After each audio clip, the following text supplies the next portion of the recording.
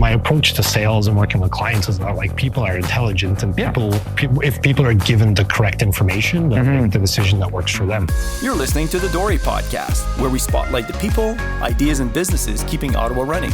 From contractors to real estate investors, entrepreneurs to industry experts, we dive into real conversations and help grow everybody's pie. Episode 28, Panda Insulation. We're live, Brian. We are indeed. Yeah.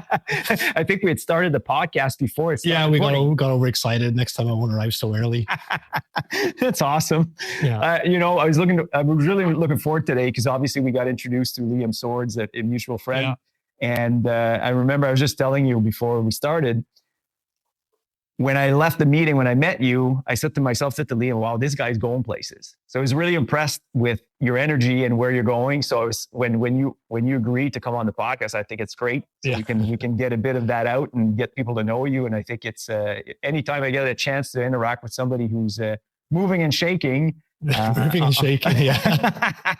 I'll take advantage of it. So it's good to be here on this one. I think it's going to be a lot of fun. Yeah, exactly. I'm glad to know I made the right first impression. So yeah, I know. I mean, I could talk a big game at least. Yeah, no, but I mean, obviously, there's a business component, but I mean, attitude and your energy and your positive attitude, like it just shines through. So it's we're lucky to do what we're doing. It's fun. Yeah, exactly, exactly. So, Brian, obviously you are part owner or owner of Panda Insulation? Part owner of Panda Insulation, myself and one business partner, a very close friend of mine. He's doesn't work in the company day to day. He's kind of at the behind the scenes, top level.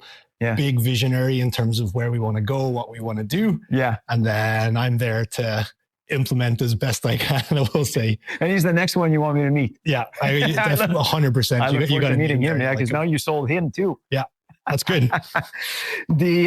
So let's you were saying you were in the fitness industry before. Back up a bit and explain to us like how did I fall into this? How did you get into insulation?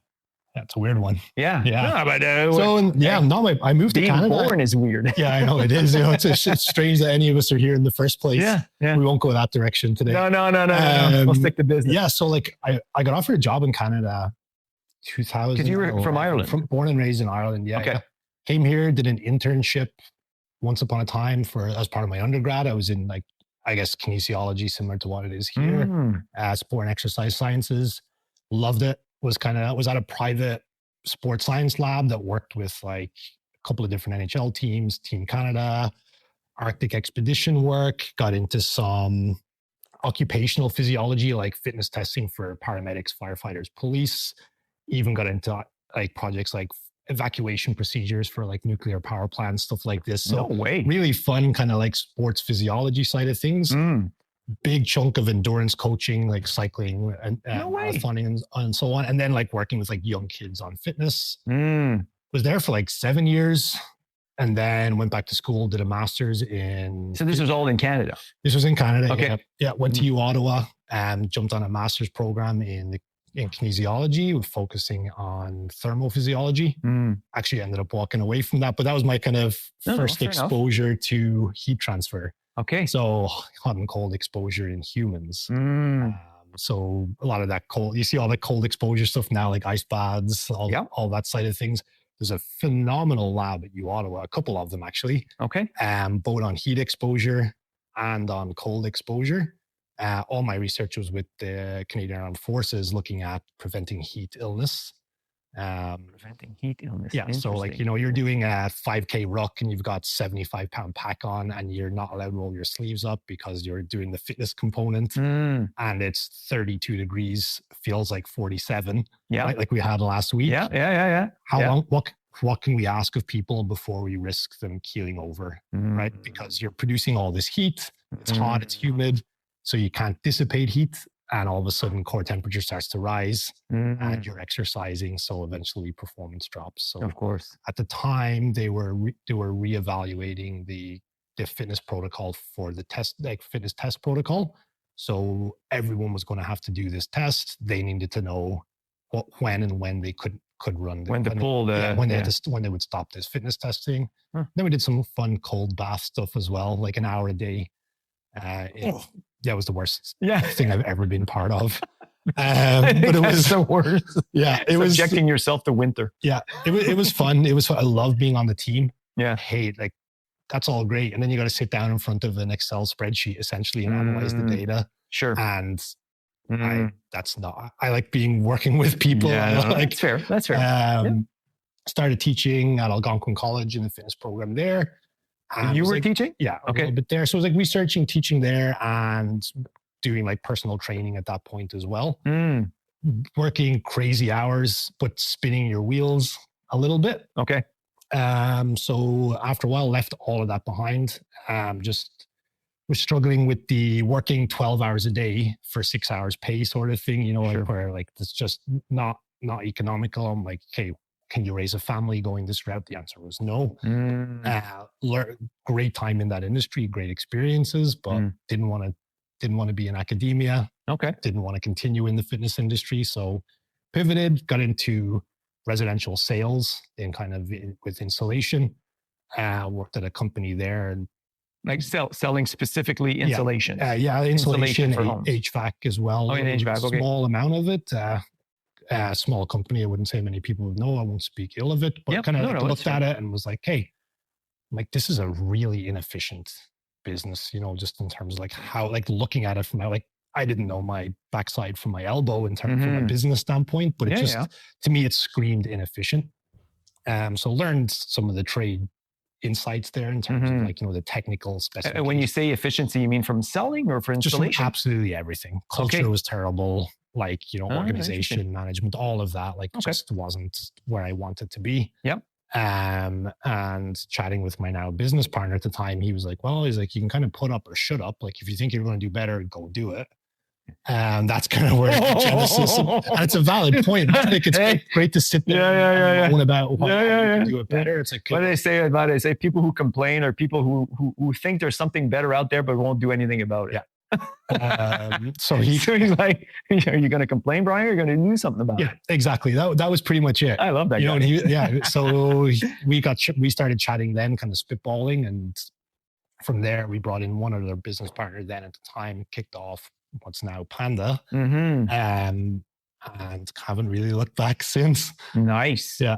So nice. A bit of a roundabout. And Panda, so obviously you had all your experience with human kinesiology, all of that, human fitness, all of that. That wasn't really interesting to you, but then went into HVAC and insulation, then realized there may be something there. So obviously you come in with a lot of I love the fitness industry. Yeah. Right? Yeah, but you can't make a living at it. Or and it's also, becomes like the best thing about that is you're the best part of people's day. If you're doing like personal training, you are literally the best part of someone's day. Like, they're paying to come in here at 5:30 in the morning. Like they 100%. Want to be here. So that's a really fun side of it. Getting into the business side, it was just, hey, this is actually something we analyzed competitors, looked at a market. Yeah. I'm like, I think there's room to like build something here. You're not creating something new. It's an existing service that there's clearly a demand for. 100%. So let's try and go this route. So just kind of fell into it on that. That is interesting. My business partner at the time, like he's like, Brian, he's like, he's like, the wealthiest people I know are in tech. Yep. The consistently wealthy people are in the trades. Interesting. So he's like, if we're as we were like discussing and like trying to figure out what route we go, because we were going around, he's like, that's an industry where we could probably make our mark. And then having the scientific background in terms of like heat transfer and how all that works made it pretty easy to pick up on like building envelope science and to be able to communicate with experienced project managers or engineers or architects, at least that you've got a common language that you all speak. Yep. So it made it a little bit easier to transition.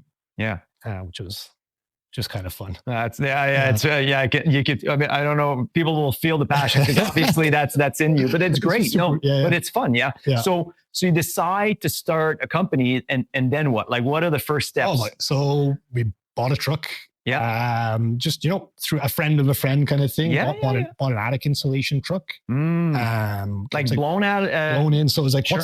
we were looking, it's like, okay, well, I don't have the skill set for spray foam. I don't have bat and poly experience. We don't have the relationships there to do houses. At the time, the Greener Homes program, which was the federal rebate program, was running. Yep. And I learned how to do attics at the previous job. You mean like top up for energy efficiency? Like retrofits for energy efficiency. So we bought an attic truck, got one helper, got a website going, got a mediocre logo made, we'll say. And then Panda, we named the company Panda and just started doing advertising online. Actually, it wasn't even advertising online. It was just all relationships. We were asking friends and family essentially, hey, you got this going. Would you like to do? Yeah, because at the time, was that when you'd get an energy audit of the house and then get it topped up and get credit on the service? Is that, exactly that. So got into doing that. I would visit all these people, do the job. Like, so basically visit them, quote it, come back, do the work. Yeah. Then ask so you'd sell and like quote, sell and do the work. Gotta love it. Yeah, it was really fun. Gotta love it. Yeah, it was because you got to. It's like otherwise. So started out just doing blown in attic retrofits.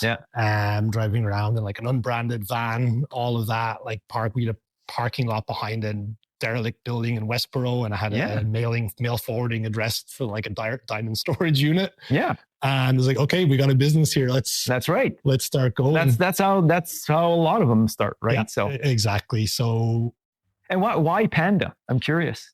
It's my business partner daughter. Oh, okay. Named it. Okay. When we were toying around with names, I didn't want comfort. I didn't want enviro. I didn't want plus. I didn't want green. Yeah. Didn't want polar. Different. Didn't want northern. Right? It's just because like there's anything to do with heating and cooling industry. Yep. It's a blue and red logo, half snowflake, half flame. Yeah. And everything gets lost in the wash. That's right. Everybody's doing the same thing. Yeah. Growing up in Ireland, everything's Murphy and Sons or Kelly Brothers. Oh, okay. Brothers, right? Which are, because you're like, so it's like, we need a name that's going to be easily identifiable. Yep. And it's going to be able to build I want that name to become affiliated with that service in your city. Yep. And I don't want it to be localized to Ottawa. Yeah. So we're toying around. Don't want to be like, that's awesome. Yeah. So I don't know how big we want to go with this. Absolutely. Right? I definitely don't want to pigeonhole ourselves. Absolutely. So then that came up. It was like on a list of, I was like, I love Panda. I'm like, it's warm feeling. It's non-threatening. Yep. It's friendly. It feels trustworthy. Yeah. It doesn't exist. If you look up Panda Ottawa, it's going to be the only thing that comes up on Google AdWords, right? So it's smart. And then a big driving factor in it was nobody trusts mechanics and nobody trusts contractors, right? Like, like with us, in some cases, or everyone has the horror story. Of course. So I'm like, okay, how can I start building a brand here that screams we are trustworthy? It's like, and that comes down to the colors you choose, the name that you pick. And then after that, it's like, okay, your reputation starts to build up from there. But we didn't even have a reputation to begin with, right? But you got to start somewhere. Exactly. Those are like the best stories, right? So that was how kind of Panda, the name came about. Yeah. And then the longer it goes on now, the more I love it. Professional, reliable, local. DORE Property Management has been Ottawa's choice for 20 plus years. Call 613-227-0000 or visit dorerentals.com. Yeah, and when did you guys, like, when did you officially start? Like from deciding we're doing this? Like when was that?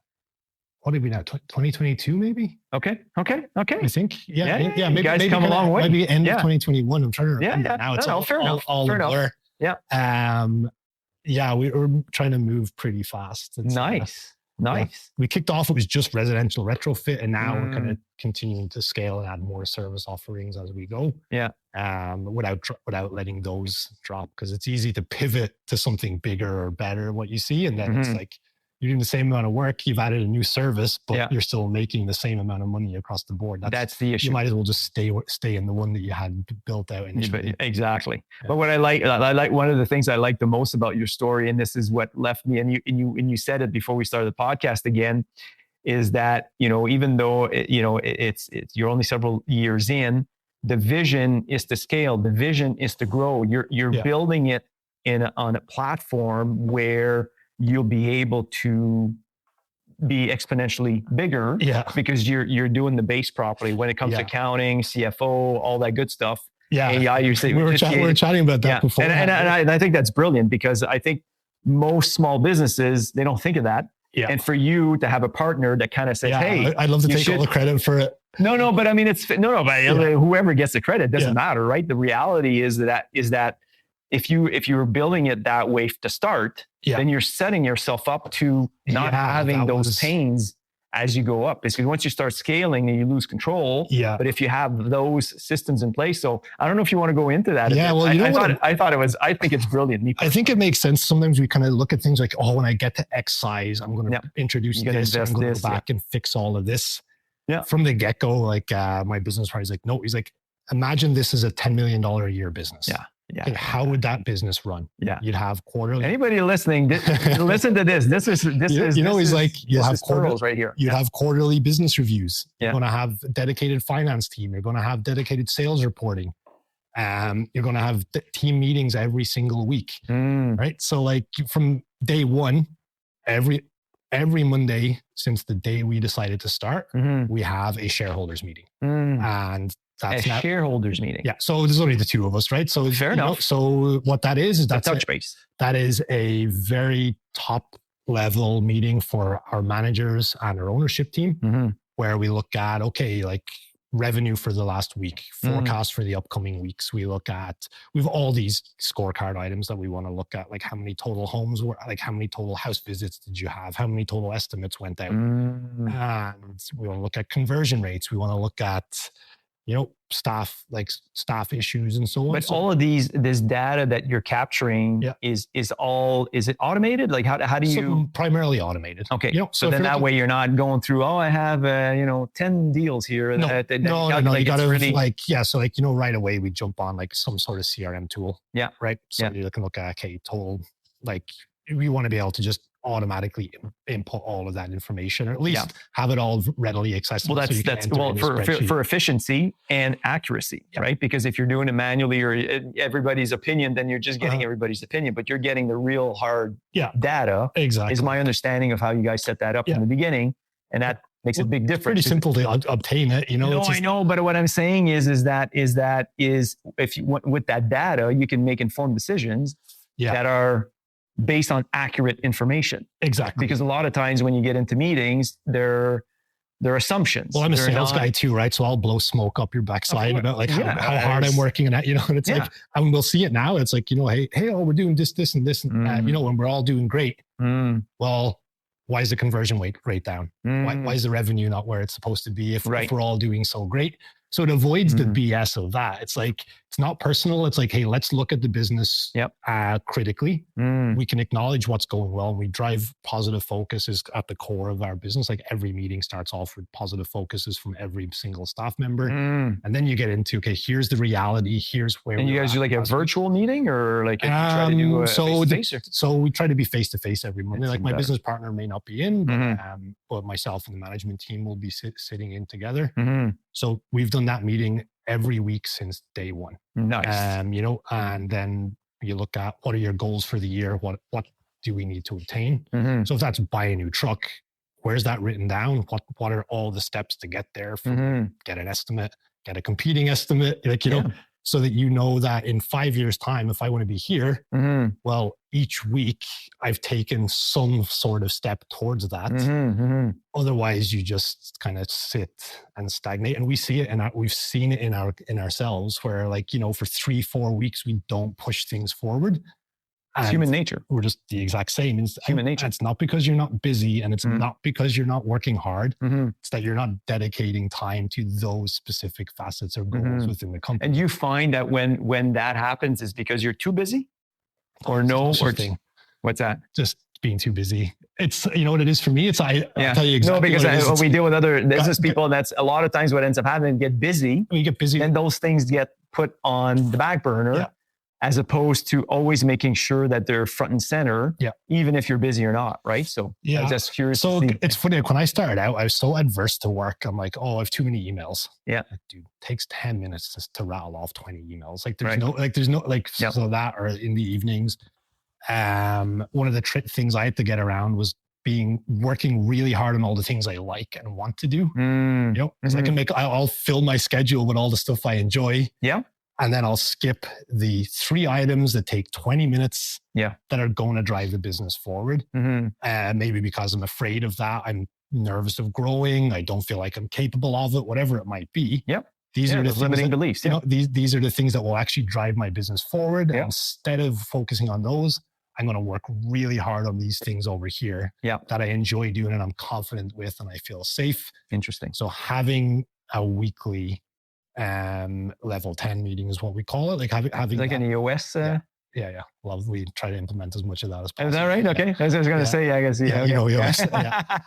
Level 10 is that lingo. Yeah. Exactly. Yeah. So that's like that whole like traction rocket fuel. I just finished reading the book. Yeah. Yeah. So that's that is basically the cornerstone of our of how we kind of look at scaling and running. Interesting. Yeah. Highly recommend it to anybody. That's powerful. Yeah. It's awesome. So those meetings allow us to like hold each individual team member accountable to their responsibilities and also it's better for them and it's better for me because like I'll be driving around to meetings all day. I feel like I'm great. Yep. Right. And I get home at the end of the day and I feel like I'm accomplished. It's like, hey, did you send an email response thanking someone for that meeting? What's the next stage of that? And then did you also address the other things that are also your responsibility?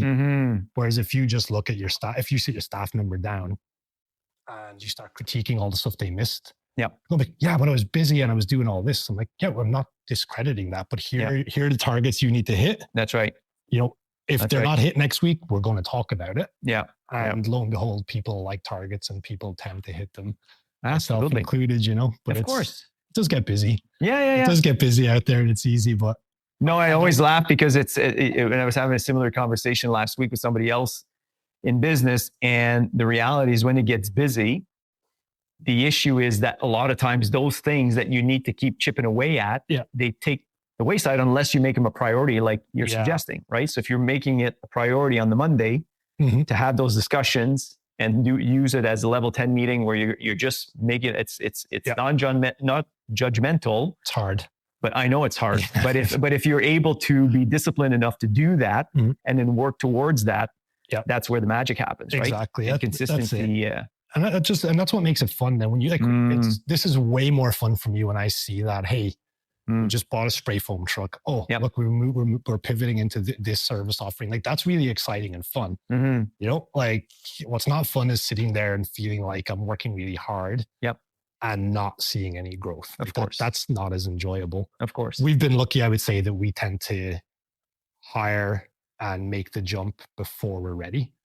You know, so like, you know, so if I use like from the beginning when I was in the truck doing sales and doing installs, well, in order for me to get more sales, I need to be out of the truck. Right.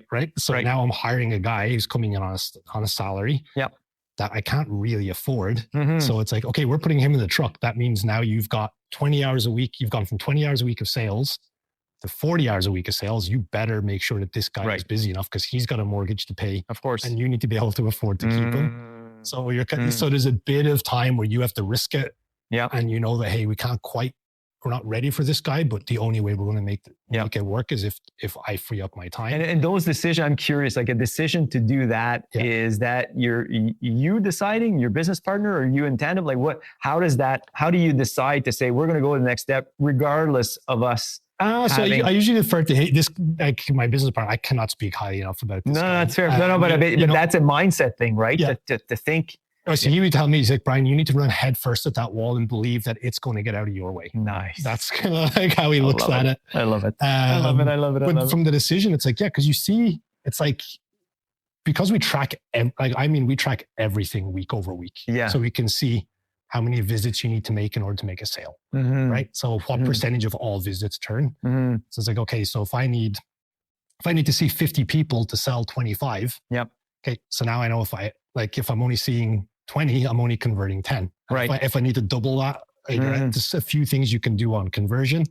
So we had those numbers when it was just me. Yeah. We knew like, hey, for every 3 people I see, we get a sale. Okay. So now if we double the amount of people that I see, that pays for a new employee. So you're not going in blind. No, of course not. You know, but, but I mean, there's, I can sympathize with the fact that when you're doing that jump, it's not a jump you're making because now we can't supply. It's a jump that you're making in anticipation that the flow will continue. It's a different thing. Exactly. Right? It's a little bit different. Like, you kind of know what your baseline now is. Right. And you know where you believe where you think you can get it. Like, 'cause you got realistic numbers. Of course. On it, so you can see, and then it's also a bit of just like pray, like just go for it. It's an informed risk. I think it's it's controlled. Yeah. Definitely wouldn't have happened if we didn't take the step, right? So that's the one guarantee. Yeah. It's like you're better off making that step, trying it out, knowing that you're doing your best at it. Yeah. And if you need to step back, then step back. Like that's how we will look at it. So that's awesome. That's awesome. Investing in Ottawa real estate? DORE Property Management has 20 plus years of proven results. Call 613-227-0000 or visit DORERentals.com.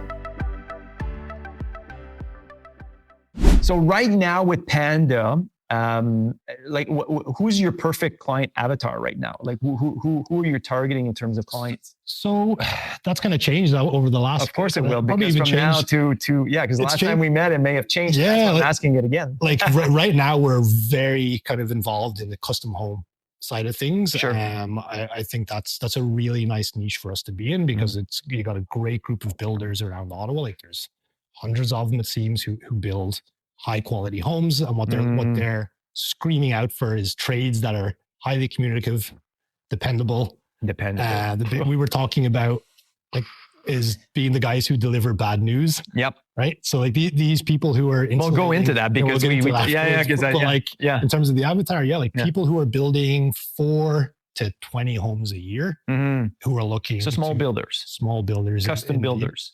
More so. Yeah. Okay. We do everything full service in-house now, which is kind of nice. So you're not subcontracting things out.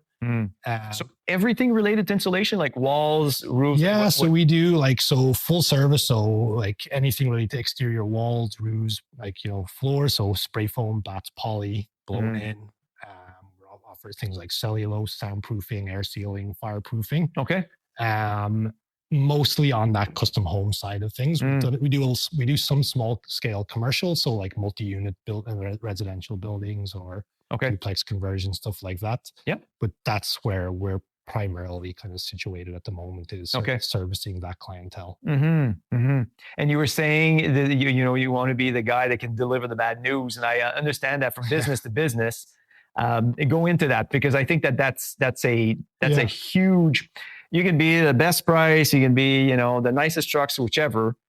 Yeah. But if the person hiring you, whether it's developer or whoever, can't trust that they can lean on you if things go sideways. Yeah, things do go sideways from time to time. So go into that, because I thought that was a really interesting it was a really good piece of advice given to me. I'm trying to remember who gave it to. Someone in the industry that I was introduced to, because getting into the industry, I was quite avoidant in terms of avoiding conflict, and then also a big pleaser. Yeah.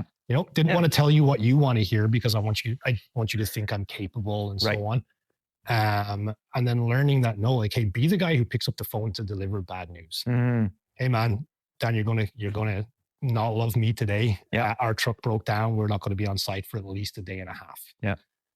Now you can at least plan around that. Of course. What I was hardwired to do when I started out was, I'm just not going to show up, and I'll be there in a day and a half, and hopefully Dan won't be too pissed off. Right? That's such a terrible, which is what most would which is common, right? Which is, we see it all the time. It is an easy route to take. Yeah, it is. It's simple, and it's so. What I realized, that most people are pretty kind and genuine. I've been lucky enough to travel all over the world and met a lot of people. Most people are bloody awesome. And we're all kind of working on the same goal here, which is to complete these projects or whatever else. Anytime I've called to deliver the news that, hey, we're behind schedule, hey, we found this defect, hey, we're not going to be on site. Yeah. It's always met with, sometimes I take a hairdryer, but most of the time it's pretty good. But it's as a business owner, I think you'd appreciate dealing with somebody that takes that approach that you're just describing, as opposed to not showing up and then trying to call and he doesn't answer his call for 2 days. So you want to deal with the news. How often do I hear that? Like, oh, my electrician's not answering the phone. Right. It's like, so they see my number calling. Yeah. So be that guy who delivers the bad news, and then also be like accountable to that. So like if I got to be out till midnight on a Saturday night doing spray foam to catch our crew up, so be it. Like we had to reschedule our podcast. Yeah, that's right. Indeed. Because our your first one, you're like, man, I'm sorry. I forget if somebody was. We just had a guy call in sick. So all of a sudden we gotta get out. So it's it's like, hey, like you're showing your client that they're a priority. Right. And that's not, hey, sorry, we're not going to be there, too bad. Right. Like let's admit that like there's an issue here and then find the solution. People just want to know that you're easy to work with. Right. That's what makes it pleasant. And they can depend on you. Exactly. Yeah, no, that's awesome. That way, then you don't have to chase work all the time, like that, because they want good trades. They want to be taken care of. Absolutely. Right. So if you're the guy who can take care of them, that's when you're getting the call. You're not competing with other businesses now for estimates anymore. They know that you are their guy. And that's what I like. People. I like relationships. So that's why I find that we're growing well. Yeah, I know. Good for you. I listen. From my experience, I would say that would be the type of relationship I'd want hiring a company. Regardless of any bad news coming in, just tell us about it so we can, like you say, it's not always bad. It sounds like it's always bad news. But I mean, delivering the good news is easy. Yeah. Right. Exactly. But the bad news and then having a solution or how you're going to remedy the issue, I think is hugely beneficial, right, in that relationship. So kudos to you for recognizing that. So, and then when somebody's selecting the services, say of insulation, is there different levels of, or is it pretty standard? So it's like a blown attic or whichever? It varies, right? So like if we'll kind of just pigeonhole, I think, on custom homes, because there's a lot of different kind of services in that, like from, is there a bedroom over the garage that's going to need insulation, like spray foam or basement rims? Like so there's a lot of, it's multifaceted in terms of what you're providing. I mean, first and foremost, we're a little bit beholden to whatever the architect says. Sure. So like they're going to they're going to build out their specs for this house. We'll typically price off that, but again, they're human. They might have overlooked something. So my job with a PM is like, hey, this calls for, fiberglass, or it doesn't call for soundproofing. It's a downstairs powder room next to your dining room. You might want to consider soundproofing that so that people can excuse themselves and go to the washroom when you've guests over for dinner, and you don't have to worry that you can hear them. Of course. So we look at the project like these are beautiful homes. Typically they're forever home, right? So absolutely. I want to make sure that we're delivering a product that is going to be unseen in terms of like, they're not even going to have questioned, like, should they have made these upgrades or not? Sure. So, price according to the architect, meet with the project managers, make sure that like, you're delivering the appropriate insulation for, you have to deliver to code, but for what the client wants. And then I do like to meet with the client themselves typically. Sure. Just to educate and empower them to make whatever upgrades might be available. I know my business partner, like when he built in Westboro, he's like, Brian, he's like, I wish somebody came along and told me that, like, we should have probably insulated between the bedrooms, we should have insulated the floor so that I can't hear my kids running around upstairs. You can't go back and fix that retroactively. You can't, but it's expensive. Yeah, it is. It's a nuisance. So it's basically just trying to deliver an end product that like you can be proud of, but also that like the client is going to be very happy with whatever was delivered. Yeah. So a lot of it's the world's easiest. So a lot of that. Yeah. So a lot of the time it becomes, again, it comes back to the same thing about relationships and then trying to, give the people, empower them to make those decisions based on what you're seeing. Yeah. I mean, obviously understanding there's limitations if, the architect has designed it in a certain way where there's limitations of what you can do. But I find it interesting that you point out something as important and as, a minute detail as having a powder room next to a dining room and having insulation may perhaps being considered to be different than it's just than a simple rest. one, right? Because I think it's fantastic. Budgets are a thing. Of course. Right? And it's, if you start adding up, like, it can get pretty expensive before the drywall goes on, right? And if you're thinking about what countertops you're going to put in, And that's because that's what I want to see at the end. Of course. Yeah, right? I won't see the installation, but I may appreciate it once. Or like, a big one is master bedroom is over the garage. And but if the master bedroom is over the garage, you have to spray the garage for fumes. Yeah. So for fume, but also you got an unheated garage. That's going to be freezing cold in the winter. You don't have a condition. So you spray the inside of the garage. So there's a couple different ways of doing it. The simplest way is to just go below the subfloor. So like right under the floor truss. The best way to do it is to do a drop ceiling, make a conditioned space so that you've got hot cold return in there, and then insulate. So between the garage and the bedroom, you're going to have a warm air space. Okay. With the insulation down below that. Okay. Otherwise, what's going to happen? Sorry, I just scratched my mic there. Mike's going to be you're going to be shot by Mike. Like, otherwise, what's going to happen there is that cold garage, it's insulated. Yeah. But your wife's going to be complaining about cold feet when she wakes up in the morning, and you've got this beautiful new house that we didn't, we skimped out on the insulation on, and all of a sudden now every winter I'm a little bit annoyed. So what I'm hearing is happy wife, happy life. At DORE, we go beyond basic property management. We pair tenants with homes that fit their lives and landlords with tenants they can trust. Inquire today and rent from people who care. It's probably true. Yeah, I can tell you it is. Yeah. I wouldn't know. Still happily single. I'm telling you then. Yeah, I'll make sure to remember that. I'm sure I'll hear it again sometime. Yeah. So for us, it's like just making sure that people know what to prioritize and where. Yeah. And then let them make the decision as to what's best for them. People are smart. If you give people the information, they'll do that's. No, and I think, I mean, obviously, you alluded to the fact that, in certain times contractors some people don't trust, but I mean, obviously your approach, I think, is very different. And the fact that you come in with a guidance with very specific, things that you would be correcting, I think goes a long way. You're not just trying to do an upgrade for the upgrade's sense. You're really, there's some valid things there in what you just said that somebody who's building a custom home may say, I'll spend a couple $100 more and get that part done. $100. Right. Am I being too frugal? Maybe a little typical guy. Okay. But because it's a couple $100 Band-Aid and this. It's the balance, right? Of I want to make profit for my company. Of course. The client knows that. Yeah. So if I'm just coming in with all these upsells, they're going to smell that a mile off. Of course. Of course. But at the same time, so it's, hey, here's what it's going to do to get it done. I do recommend doing X, Y, and Z. Here's why. Yep. Right. And then they'll make the decision themselves. Again, my approach to sales and working with clients is that people are intelligent, and people, if people are given the correct information, they'll make the decision that works for them. Right.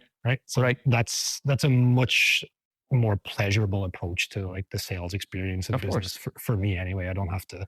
No, just be yourself. Yeah, no, exactly. Just be honest, be transparent, educate people, and then they'll be empowered to make whatever decision. I love that approach. So I mean, obviously, if I'm a small builder and I'm considering companies to hire for installation, what questions should I be asking? What should I be looking for? In terms of, if I'm talking to you and other competitors, should I just be focused on price? Should I be focused on, can you serve this area? How quickly? How many guys you have? What questions typically do you suggest these clients ask of insulation companies to be able to make decisions on who to use? So it's going to come down to price very often, right? So that's where money will talk on those. What you're really looking at is the questions answer themselves. So we look at things like quote turnaround time. Somebody gets us a set of plans. How quickly before we get that back to them, right? So hey, when could you have this quote ready for? What's the duration that this project going to take? A big one is that, are they subcontracting this work out? Right. So is this Brian living in his apartment pretending he's got a business? Right. And basically quoting a job and then finding sub trades everywhere else. So I do feel like subcontractors are great. Don't get me wrong. Of course. But like, who do I call then to get this fixed? Do I call Panda again? Do I call the guy that he hired in to do this? So it is definitely worth knowing, is the work done in-house or is it all subcontracted out? Because if you're hiring Panda, you're expecting that you're getting Panda's guys, not a guy who's working for 8 different companies. Yeah, that's fair. So you want to know if that's the case. All the material is going to be identical. We all buy from the same suppliers, and there's only a handful of people who manufacture the stuff. Sure. Right. You're going to have to be installed to code. You're going to have to be licensed to install. You're assuming that they have WSIB. You would hope so. You hope that they're insured, so that if someone gets injured on your site, that they're actually that you're not going to be liable, or that you're minimizing risk. So like those are the things for me. It's when you're trying to compare against competitors, it's less so about what questions they're going to ask us, and it's more about like surmise how you're treated and how you're responded, right? Like we'll reach out to people that asking if we can quote a job. It's like, oh yeah, we sent or we get an estimate to them today. We reach out in 2 weeks. Oh, we're still waiting on one more quote. It's been 4 weeks. Right. Like, well, why are you even considering this competitor that's taken a month to get you an estimate? Right. I can tell you right now, like we will put out on a custom home, we can turn around in same day typically is what we're looking at. So if someone sends us plans for a custom home quote, it's going out same day. And we're a small business. I know big competitors have full estimating teams. Right. And they're taking 3 weeks. So if it's taking 3 weeks to get you an estimate, do you think that it's going to be a cleaner process once you got to schedule prep work or schedule the install or schedule around inspection? Right? Do they respond to emails? Do they follow up phone calls? Those will tell you more about the company than any, insurance requirements, or like, because I can tell you, we'll be doing this in 3 days. Like, sure, that sounds great. Or I can tell you we'll do it at a certain price, and then I'll charge you out the wazoo at the end with markups and overages. So it's I think you let the service and let the engagement speak for itself. That will tell you very quickly. And I'm assuming referrals too, right? So if somebody refers you, then it goes a long way. If somebody they know comes in a third-party validation, had a good experience with you. That's where honestly, like most of our like new business comes from. Is like, hey, I was talking to such and such a person. You guys did their house, or hey, they built on this. Like construction is a very small niche, of course, like any business, right? When we're discussing how small every niche is. Absolutely. So pretty quickly, whether you did a good job or a bad job, or you're a good guy or a great guy, that gets out there. So, if they're looking for pricing, ask around. Hey, who did you use for your plumbing? Hey, who did you use for insulation? How was it? Give them a shot. Right. That's where a lot of our kind of new business tends to come from now. Referrals. I think most small businesses. I was talking to an SEO guy a couple of weeks ago, and that's what he said. I mean, the vast majority of small businesses, referrals is your number one lead source. I mean, the rest, the SEO, all the other efforts are great, but they're only a complementary force to referrals. Right. And the bigger you are, the better job you do, then the easier. I would say almost in every kind of like, in service industry in particular. I think so. Yeah. And the longer you've been there, the better service you're giving, then obviously, you benefit from the referrals. So it's Plus, you know what? Like we were chatting earlier about it. It's like if I know 2 great people in unrelated industries to me, best thing I can do is introduce them. Absolutely. Right? Like I want my circle to know great people. I want them to know each other. Absolutely. So, and also it always comes back in your benefits somewhere down the line. Yeah. And it's one of the reasons why we started this podcast. Was to essentially grow everybody's pie. If I know Brian, and I use Brian for a few little things, but there may be somebody out there that has, they have custom home builder, and they need somebody to do that. Then why not share? We do this video recording, and then we it gets replicated, duplicated, multiplied, and so on. You just never know. Right. And that helps everybody. Right? That's what's fun. Yeah. Like, absolutely. It's so fun making an introduction that goes somewhere. Absolutely. It's so fun making a good referral that turns into a new relationship for someone. That's what, like, on the business side of I'm like, that's what's enjoyable. Meeting great people, introducing great people. That's what you get excited about. Like sitting at a computer all day. You got the right attitude, man. Good for you. Cheers. Good for you. Yeah. And in the work that you do, does it come with some type of warranty? Like, how does that work? Yeah. So or is it? I'll tell you. So there's a couple of different ones. So manufacturers are going to have their product warranty. They can be tough because they'll go straight to like, well, it was installer error. Of course. Right. Super easy. Like, so it's, they'll say, hey, 25-year warranty. And then you'll, if there is an issue, like they don't want to have to pay out. Now, some of the companies that we use, they're great at it, right? You're buying such high volume off them. They just honor the fact that, hey, this needs to get done. Yep. One of the great things I think of targeting a small business for using or selecting a small business is a 1-star Google review will crush my business. If I get 5, so in terms of a warranty, if you call me in 15 years time and say that we did your attic and there's a problem, I'll be sending somebody back to verify. And if there's an issue on our side of things, 10 times better just to fix that. Absolutely. And go ahead with it, right? Yeah. Like that than try and argue and say that no, that wasn't my fault. Yeah. Just go back and fix it. That's right. That's right. So officially we have like a 3-year warranty on our work. I can guarantee you if you call me in 6, there was an issue. The company's my baby. You want to take care, and you want to take care of these people who trusted you. Right. So it's and I mean, and then those decisions go a lot further because they know that again that they can trust you. Yeah. Right. So good for you. You're talking about Google reviews. We were looking online before you were coming. So 139 reviews at 4.9. Oh, yeah. Why'd you get that 0.1 missing? No, I'm kidding. Do you want to know why? No, I have two bad reviews. Joke, but it's funny because I say 4.9. A service business is very tough to do in many cases because you can't make everybody happy in most cases, and some are unreasonable. Yeah. But so 2 of those, they probably both named me, and I know which 2 they were. Yeah.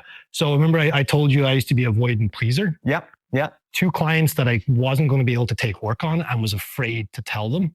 So I just essentially ghosted them, and I knew it, and it was looming over me. Yeah. So it's like all I had to do was that 0.1 is a lesson. One of the best lessons I ever made, which is that because those people are sitting there going, God, Brian came to see me, seemed like a great guy, said he was going to get me a quote, didn't get me a quote. I guess like he's just not interested. What's going on? And so this person's just left. Not only did I complete waste of their time and effort and interest, complete waste of my money because I paid for those leads, complete waste of my time going to that lead. Yeah. All I had to do was follow up. Hey, I'm actually not capable of delivering this project right now. Yep. You know who you should reach out to though is X company. They'll take good care of you. Right. Or even better, loop in an email. Yeah. Hey, give them a call, follow up with an email. Hey, just introducing you to so-and-so over at competitor name Insulation. Yep. They'll be happy to take care of you. Great business that's been around for a while. Yeah. Yeah. That might have got me. I tip my hat to you because not everybody understands that. Yeah. And for you to use that as a basics for how you're doing things. Yeah. Good for you, man. Oh, cheers. Good for you. Not always so wise. Yeah. What's that? So not always so wise. It's okay. We're all there. Yeah. We're all human. So, but one last important question. Yeah. So how long till you hit 10 million? Dude, that's secret. Okay. Yeah. You're 5. Okay. Yeah. Sounds good. You're 5. Okay, so we're 2 years in. So, 3 years. Yeah. We got it. We're holding to you. Yeah. Holding you to it. Yeah. Good stuff. Appreciate it, dude. Thanks, Ryan. Thank you so much, man. Thanks for tuning in to another episode of the DORE Podcast. If you're an entrepreneur or investor focused on real estate in Ottawa, we want to hear from you. Apply to be a guest and check out our video content anytime on YouTube.